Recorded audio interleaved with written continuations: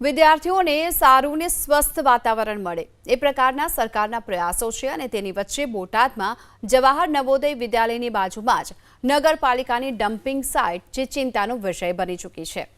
ખસ road પર પાસે શાળાની દિવાલને અડીને આ સમગ્ર શહેરનો કચરો ઠાલવવામાં આવતો હોવાને કારણે દુર્ગંધ, કચરાના ઢગલા અને માખી મચ્છરોના ઉપદ્રવથી વિદ્યાર્થીઓ અને શિક્ષકો પરેશાન બની ચૂક્યા છે। શાળાના જણાવ્યા મુજબ પવન સાથે કાગળ અને પ્લાસ્ટિક સહિતનો કચરો શાળા પરિસર અને ભોજનાલય સુધી પહોંચી રહ્યો છે। નજીકમાં જ વિદ્યાર્થીઓનું હોસ્ટેલ અને સ્ટાફ ક્વાર્ટર આવેલા હોવાથી આરોગ્ય પર પણ ખતરો છે। વિદ્યાર્થીઓના સ્વાસ્થ્ય અને શિક્ષણને લઈ કેન્દ્ર અને રાજ્યની સરકાર અનેકવિધ યોજનાઓ બહાર પાડતી હોય છે।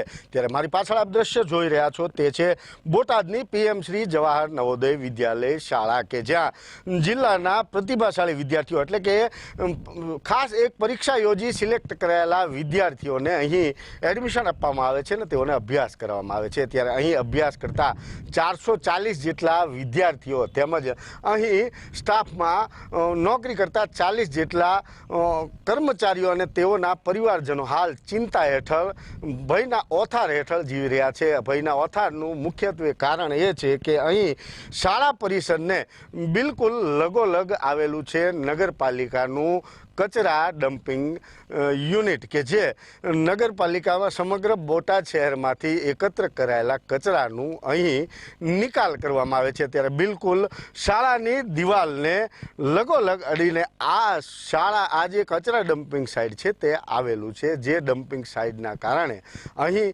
નિકાલ કરવામાં આવતા કચરાને કારણે દુર્ગંધ ખૂબ જ ફેલાય છે તેમજ કચરો જે છે તે નષ્ટ કરતા સમયે એમાંથી નીકળેલી રાખ સહિતની સામગ્રીઓ જે છે તે ઉડી અને અહીં શાળા એટલે કે અભ્યાસના પરિસર તેમજ અહીંની મેસ એટલે કે ભોજન શાળા સુધી પહોંચે છે અને જે સમગ્ર વાતાવરણ છે તે દુર્ગંધમય થાય છે અને જે એની રાખના કારણે બાળકોના ભોજન અને સ્ટાફના ભોજનમાં ખૂબ જ તકલીફ થાય છે, જેનાથી અગાઉ અનેક બાળકો બીમાર પડી ચૂક્યા હોવાનો તેમજ હજુ પણ અનેક વિદ્યાર્થીઓ બીમાર હોવાના અને આગામી સમયમાં સ્થિતિ ખૂબ જ વણસે તેવી પરિસ્થિતિ હોવાનું શાળાના આચાર્ય સહિતના શિક્ષકો અને વિદ્યાર્થીઓ જણાવી રહ્યા છે। ત્યારે સમગ્ર જે આ સ્થિતિ છે તેમાં વિદ્યાર્થીઓ, વાલીઓ અને શાળાના સ્ટાફની એકમાત્ર માંગ છે કે આ જે સમસ્યા છે તેમાંથી વહેલી તકે નિકાલ કરવામાં આવે। આ સમસ્યાને લઈ તેઓ બોટાદ કલેક્ટરથી લઈ ગુજરાત સરકાર સુધી અનેક જગ્યાએ અગાઉ રજૂઆતો પણ કરી ચૂક્યા છે, પરંતુ આ રજૂઆતોના કારણે વહેલી તકે કોઈ નિકાલ આવે તેવી માંગ કરી રહ્યા છે। ઘણા સમયથી આ જે રજૂઆત છે તે પેન્ડિંગ છે, પરંતુ ક્યાંક ને ક્યાંક તેઓને ન્યાય નથી મળી રહ્યો અને તેના કારણે વિદ્યાર્થીઓ અને શાળાના સ્ટાફ અને એના પરિવારજનોના સ્વાસ્થ્ય હાલ જોખમમાં છે। ત્યારે વહેલી તકે આ નિકાલ કરવામાં આવે તેવું તંત્ર પાસે અહીંના સ્ટાફ અને વિદ્યાર્થીઓ માંગણી કરી રહ્યા છે। વિજયસિંહ ચુડાસમા, એબીપી અસ્મિતા, બોટાદ।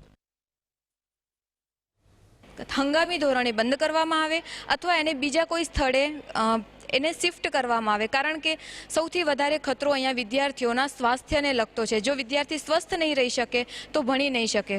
और जो मेस डाइनिंग हॉल है वे भी डंपिंग यार्ड के पास ही है, तो इससे आए दिन दुर्गंध फैलती है।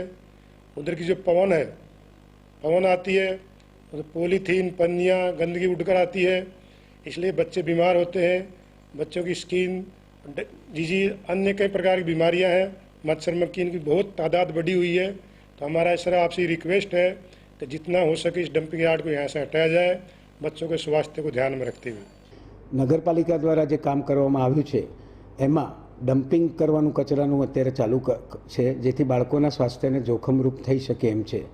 બંનેના કામમાં ખર્ચો પણ થઈ ગયો છે, બંને માટે જે તે સમયે મંજૂરી પણ આપવામાં આવી છે।